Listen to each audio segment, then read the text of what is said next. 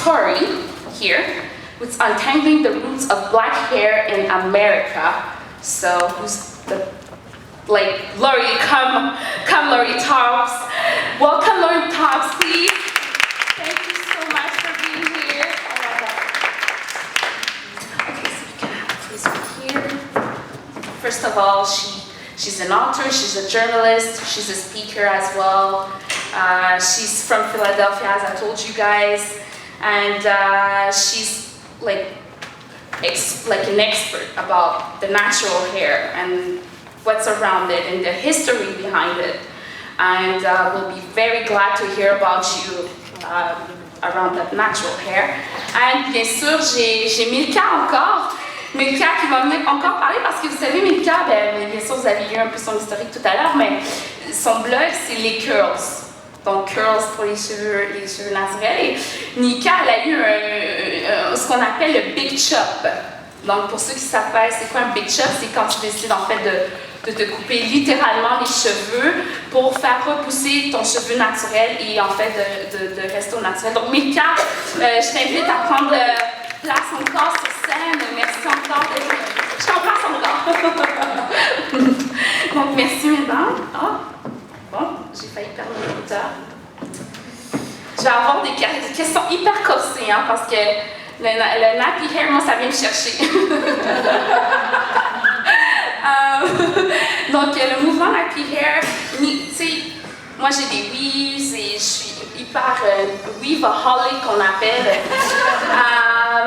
Like I was saying that the nappy movement actually, I have so much discussion with my friends about it, and I think there's so much to say. And I think we can even have a fight about natural hair, right? So I was saying that I am a weaveaholic. I got that word. You got that word. And yeah, you know, for TV, for me, I find it's just like more easy like to go on the air because yeah, for those who doesn't know, I'm a journalist for Journal de Montréal and as well for Journal 24 Heures. And that's what I do, and I find it so easy when I wake up in the morning and just like, you know, curl them and thank you, good night. I always say merci, bonsoir. So let's start, guys. First of all, Lori, I want to know about your journey and how did this book came out?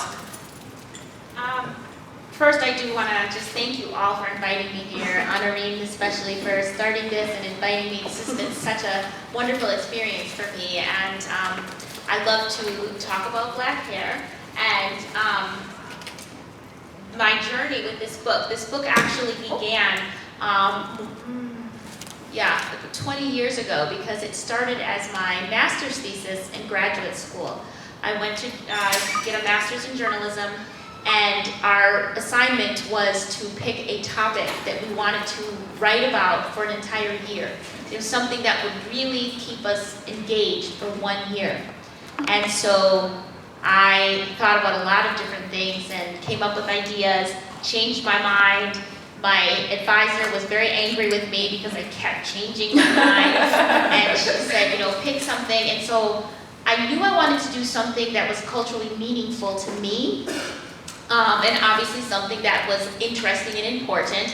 And I don't remember the moment I decided that black hair was it.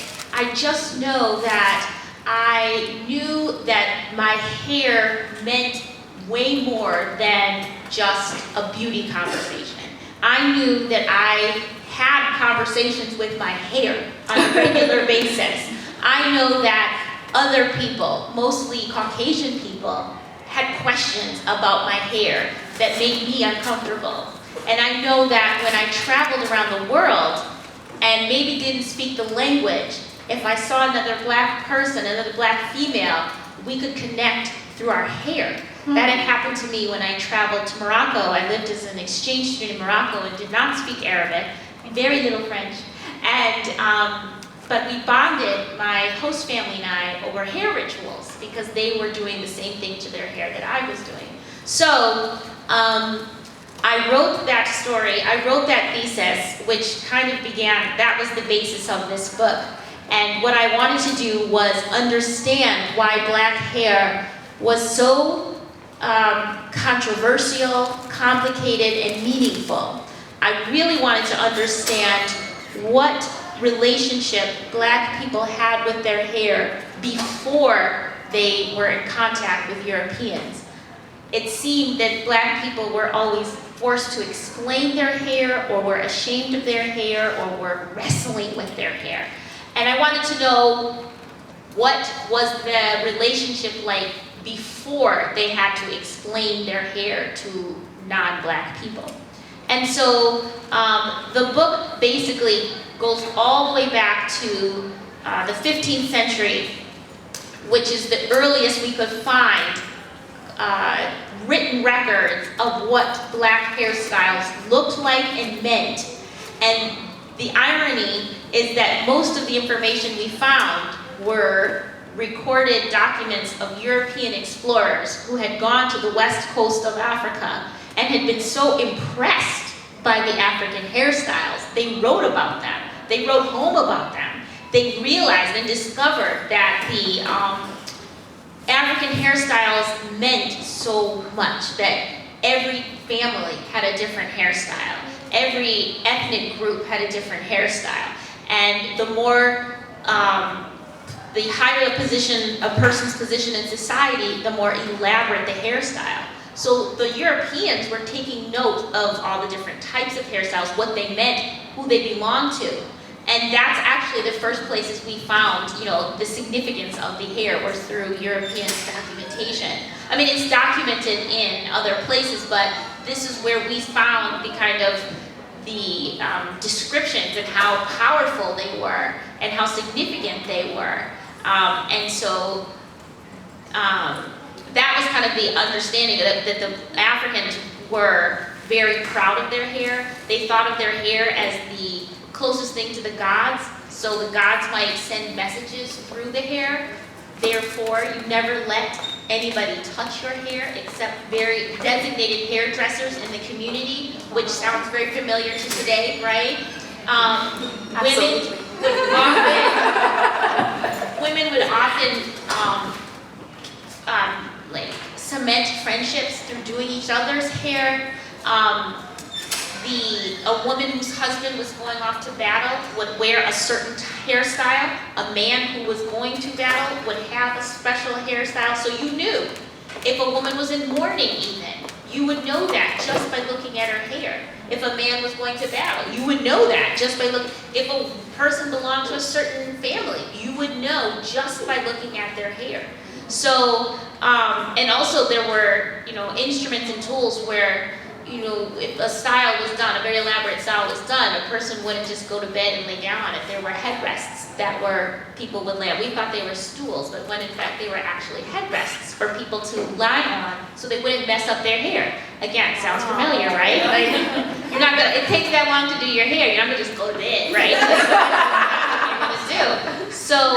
So all of this, we're talking hundreds of years ago, and yet it's still very familiar. And so that's why I think it's very important for people to understand the history of how important our hair has been, so that today when people make a big deal about why do Black people spend so much time on their hair, or why is it, this is our cultural legacy to spend time on our hair, to make our hair look a certain way, to reflect who we are. That is our cultural legacy, that our hair should reflect who we are.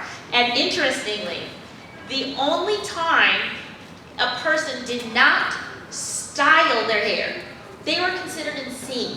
There was something seriously wrong. So if you went out of the house and you saw, if somebody saw a person with their hair not done, it was like, oh my God, what has happened to her? Like really something terrible that was a sign of insanity or deep, deep mourning, right? Where you couldn't. So when somebody says, what's wrong with her hair? What's wrong with her? Even that might be, it has that cultural history to it that you would not go out of the house without doing your hair, without doing something to your hair, without styling your hair. So again, those were all of the connections we had with it. That's what our hair meant. It was very significant in terms of who we were. And so that relationship changed dramatically when Africans were dragged to, we say the New World, to the Americas, to the Caribbean, wherever. And that relationship changed dramatically because it was, the hair suddenly became a comparison to Caucasian hair.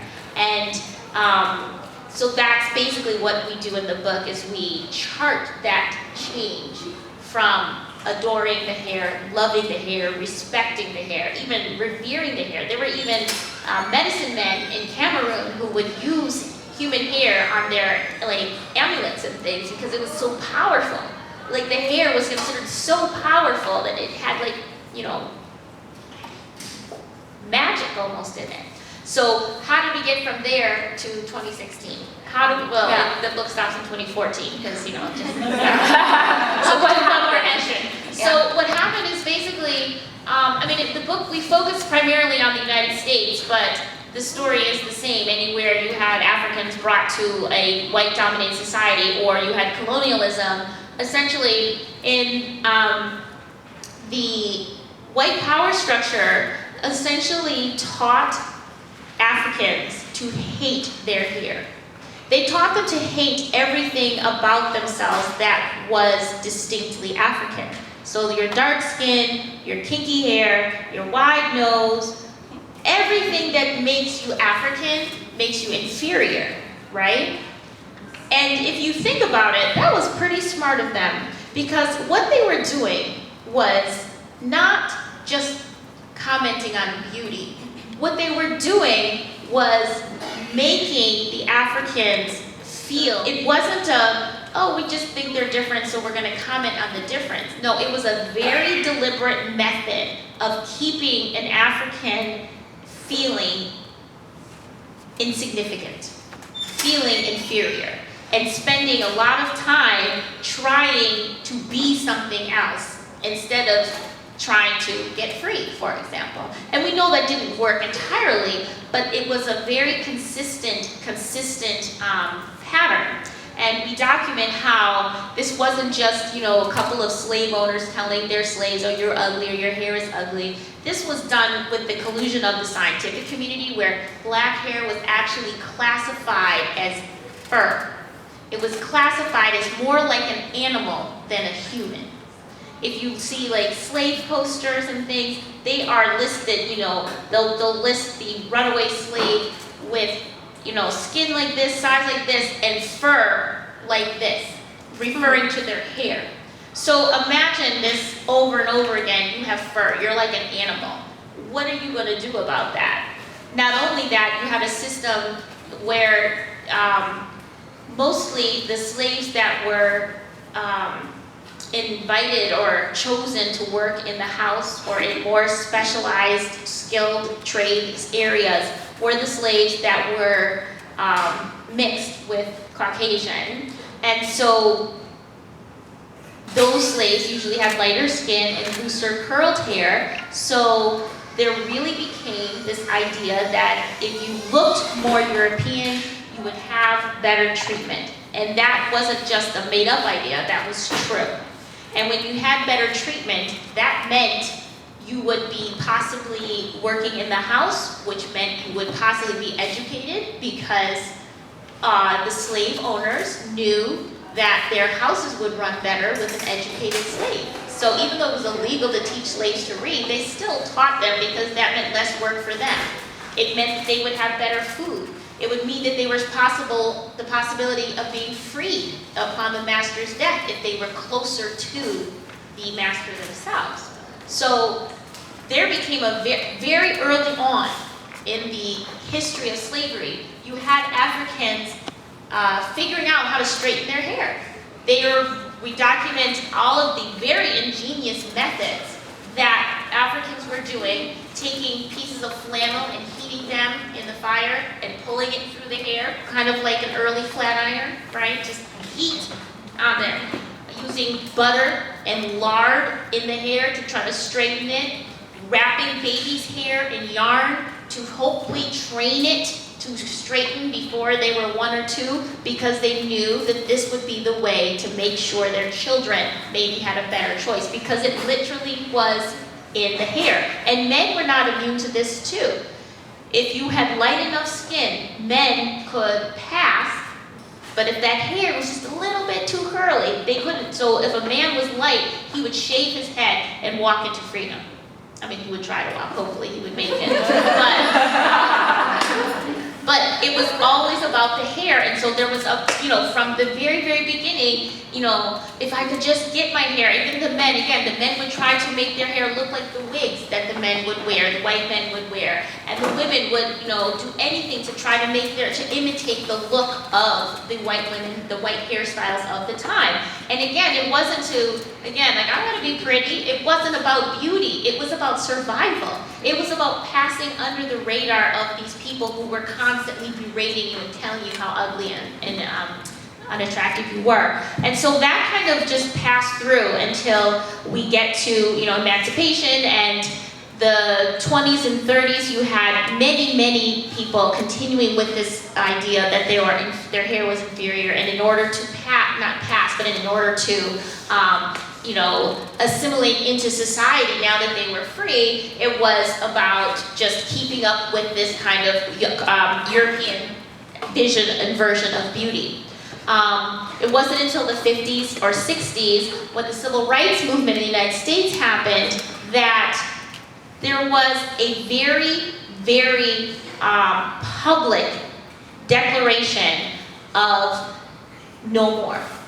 That we don't need to make ourselves look white in order to be treated fairly. And this was not a beauty thing, although there was an political thing. It was political, and that's how come the afro today is still considered a political hairstyle, because it was introduced to America and then trickled around the world as this style of rebellion. And it wasn't rebellion as much as it was enough. We don't need to straighten our hair into submission to get a good job, to be treated fairly, to go eat at a restaurant, to drink at the same water fountain that you do. Mm-hmm. Why do we have to make our hair look like your hair in order to be treated as a decent human being? So that was what the afros meant. It was literally, no more will I put chemicals, no more will I use that extreme heat. The afro was not originally like that perfect round dome. It was just not straightening it anymore. So it could look like anything. And then later it became the Angela Davis, big, round, perfect, Michael Jackson, and the Jackson 5s, all of that. It became a style. But originally that afro was just, hey, I don't need to conform anymore. I can just be me. I can let my hair grow out of my head the way it was meant to. Up, not down. Out, not down, right? That's what it does. And so, so that was the 60s, and that was kind of the beginning of that Black is Beautiful revolution, which the beauty element came up as part of that, because of course if you're going to stop straightening your hair after literally hundreds of years of straightening it, that is still some training you have to do to see yourself as beautiful. You can say, give me my equal treatment, but can you look in the mirror and love the beauty that is your natural hair? So after the 60s, the 70s, the 80s, it's pretty much been, since that moment of, the Black is Beautiful movement, that movement did not just fix 400 years of brainwashing. There's a woman who she's a sociologist, and she calls it post-traumatic slave syndrome. That for 400 years we were told we were inferior, we were emancipated, nobody gave us therapy as a group. There was no group therapy to, fix all that. So we've now been working, I think, since the kind of, and I have to be honest, there were plenty of people talking in the 20s and the 30s even, the 1920s, 1930s, who were saying, Black people, stop worrying about what's on your head and worry about what's in your head. And stop worrying about lightening your skin and straightening your hair. But the 60s was kind of that big public movement where it came out of just the Black community and went into the wider world. And I think that the biggest kind of change, which we're talking about today, is this natural hair movement of the early 2000s, which for those of us who have been natural for more than 5 years, this idea that it's a movement. Yeah. It's an interesting thing because, you know, what makes it a movement and not like why now as opposed to 20 years from now when people were starting to go natural. And it's because there's new language around it. Things like I heard you say big chop, right? Yeah, big chop, yeah. There's new products. There's a whole internet that has made this movement. Like I'm talking to you here in Montreal, and we're talking about the same movement in the United States, and they're talking about it in Brazil, and they're talking about it in the Dominican Republic, and they're talking about it in Italy and Spain. You know, so it is definitely a movement. But I think that what we are seeing now is, I consider it like a religious movement and not a trend where people think that this is fashion, that this is going to change. People always ask me, is this going to are people going to go back to relaxing their hair or weaves or whatever? And I think it's different. I think that I think black women and men are finally understanding the truth. And that's why we wrote this book, not for everybody to go natural, but for everybody to understand the truth and the history of the power of their own hair. That for so long, black people believed that they were inferior, that their hair was inferior, that their hair was unmanageable, that there was no beauty in natural hair. And now, it's like a light bulb has gone off and people are seeing the beauty in their own hair. And it's becoming, this movement I hope will get to the point where it's not forcing anybody to be natural who doesn't want to be, but making them understand that they have a choice. That's what was really. Are you part of that movement? I consider myself a chronicler of the movement. As a journalist, I don't, there are people who consider themselves, I think, kind of, well, I don't know if they consider themselves, but they're like gatekeepers who decide, you know, well, if she puts color in her hair, she's still natural. If she wears a weave, is she still natural? You know, how natural is natural, you know? Seriously. I mean, I think, like, that's the thing, is that it's, that once you start telling people how natural they have to be, I think it totally ruins the point of this movement where we're supposed to be encouraging each other to embrace our beauty and to, like I said, back in the 15th century, black men were shaving their wives' hair and weaving it onto their own head to look more elaborate. We've been weaving since, you know, since the 1400s. So I'm not going to tell anybody that wearing a weave is anything except culturally relevant. Like, I don't think that anybody should be telling anybody how to wear their hair. What I do think people should be telling everybody is that you should learn to appreciate what grows out of your head and never compare your hair to anybody else's to decide if it's beautiful or not. That's the movement I want to be a part of. And again, I think black hair is like, I'm biased, but like I think black hair is the best because it's so versatile. I mean, who wouldn't want black hair? Because you could just look around the room. I mean, it's amazing, and you can do so much. And I'm like you're a weaveaholic. I'm like a perpetual this is my 4th set of dreadlocks because I go, ooh, look at her hair. I want to try that, and then I take my locks out, and then I'm like, I'm lazy. I can't do this. I'm gonna put locks in again. And like, there's so much you can do with our hair. So I don't think there's bred into us that we think that there's something wrong with our hair, or we think that our hair is not manageable unless it's straight, or we believe that somebody won't find us acceptable. And I have to say that a lot of this has to do with the men in our community also, that they believe a certain look is only attractive, and this education has to come from men and women. It can't just be women, because we want to be attractive to the opposite sex. Many of us do. So they were also brainwashed. They have these same issues.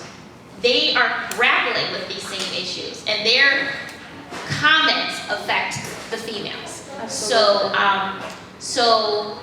like in our book, we talk about how little black boys want straight hair, right? Like we talk about little black boys hating their kinky hair.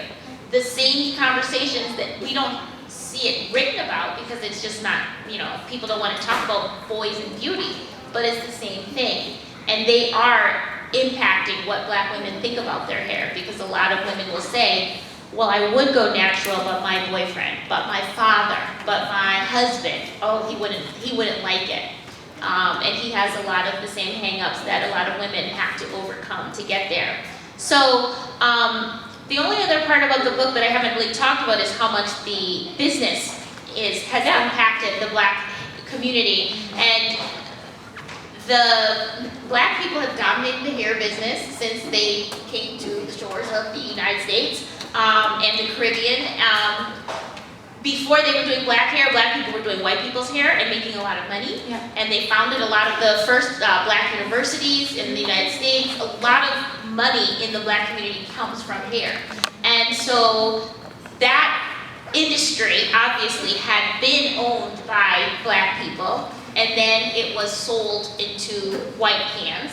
And then with the natural hair movement though, we're seeing a repeat of the same thing, where we're seeing a lot of female entrepreneurs who have been able to take advantage of the internet to create their own products, sell them to their own community, and really make a lot of money. We're seeing new Maverick CJ Walkers of the 21st century, from Carol's Daughter to Oyen Handmade to Miss Jessie's. There's all these new companies now that are helmed by Black women that are really exciting in that they are capitalizing on the movement because they understand how important the natural hair movement is. And now mainstream cosmetic companies are doing the same thing, but of course they're following. They're not starting this trend at all, which is really exciting to see. And I think that that's the other kind of large element of this story, is how Black hair has also sustained this community financially, and that's a whole nother, you know. I know, yeah, it's another story. Let's see with Milka in French now. Milka, toi, en fait, t'es partie en fait de ton blog parce que t'as fait le Big Chop. Donc, pour ceux qui ne savent pas c'est quoi le Big Chop, je me répète, c'est vraiment tout couper. Alors,